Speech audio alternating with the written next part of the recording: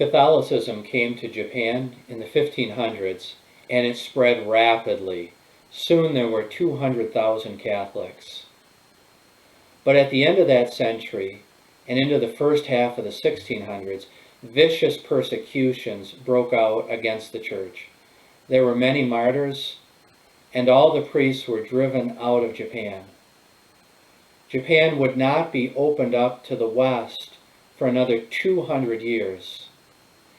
It was then that Jesuit priests came back to Japan.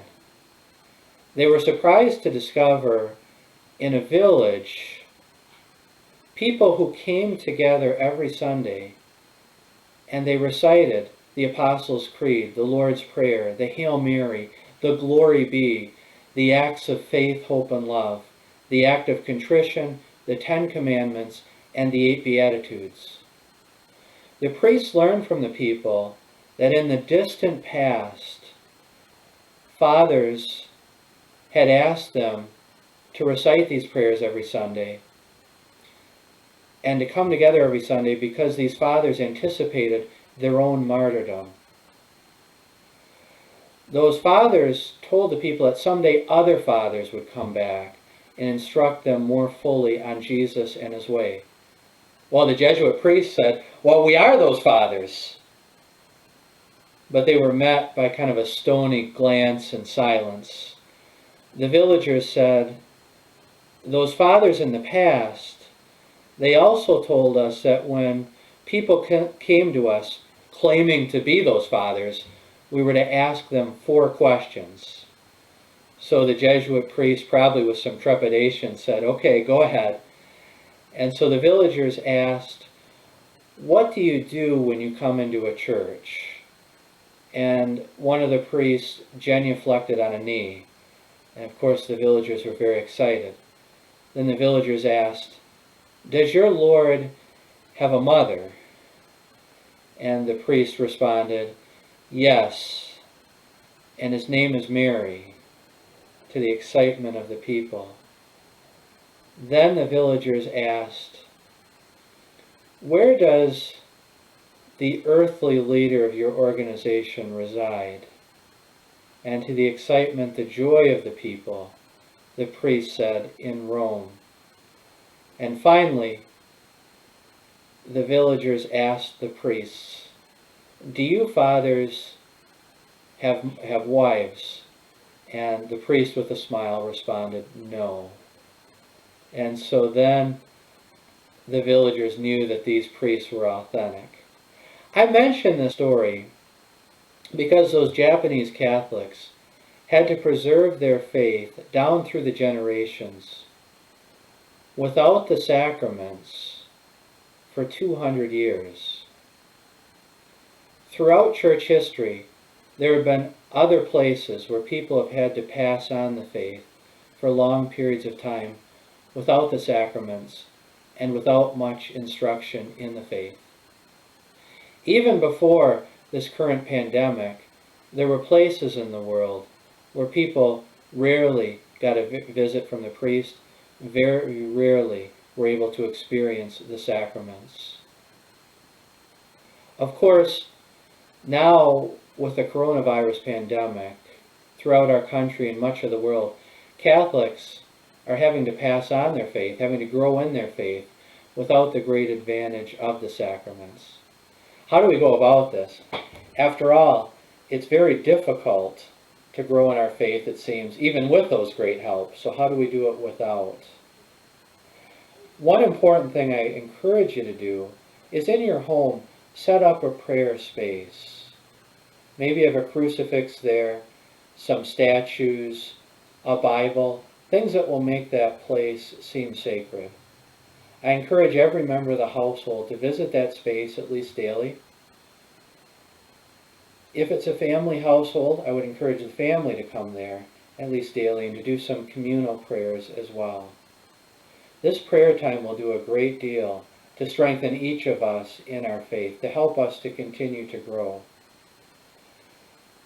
At the parish, we're going to try to use very actively our parish Facebook page and our parish website. You'll see there many resources to grow in our faith. I'd point out in a particular way formed.org. The amount of content, Catholic content on formed.org is truly remarkable. We'll also provide opportunities for live streaming Eucharistic adoration and live streaming a variety of Masses. We will attempt to live stream our first Mass from St. Mary's at 9 o'clock on Sunday on our Facebook page and perhaps on our web page. And then after that, we hope to live stream a lot of other Masses from the parish as well. During this time, I'm very much looking forward to just curling up with good Catholic books and just growing in my own faith through the reading of very good material.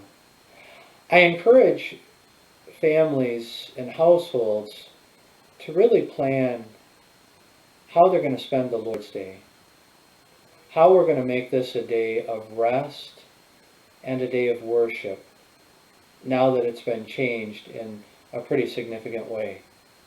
By actually planning, I think we can make that day a day of real grace.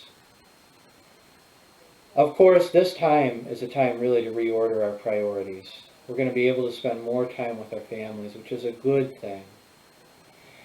And we'll be able to put first things first in a way that could really help us as we come out of the pandemic. As I'm in the rectory, I'm seeing more and more people outside the windows walking around. Many more people than were walking around in town 2 weeks ago. And I think what a beautiful thing it is that people are taking care of their physical health in a way that they weren't before. Let's make sure that we're taking care of our spiritual health as well, that we're growing in our faith during this time. We're not in control of anything. Because we live in a very wealthy and powerful country, we're oftentimes under the illusion that we do control things. But when something like the current pandemic happens, it's really made clear to us that we're not in control. The illusion of being in control is gone. So this is a time to depend upon the Lord more fully. Jesus is just as real as he was 2 weeks ago. Jesus is just as present to us as he was 2 weeks ago. This is an important time for us to grow in our faith, because when we have the illusion of being in control shattered, it can lead to a lot of anxieties, a lot of fears, a lot of emotions. And the great remedy to that will be to grow in our faith, to strengthen our faith for these times. It can be good to us during this time to turn in a particular way to St. Joseph. I think of the faith that must have been required of him when he had to take Mary into his home, when he had to take Mary as his wife, I should say, in difficult circumstances. I think of how when the authorities sought Jesus' life as a young baby, all the things he had to do, the ways that his faith had to be exercised. We can ask Joseph to just pray that our faith will be more and more like his. Again, it's important that we grow in our faith during this time because of the different emotions that can come up in a situation like this. But I also think that, if we develop our faith, cause it to grow during this time, our eyes to see reality are going to be more and more attuned.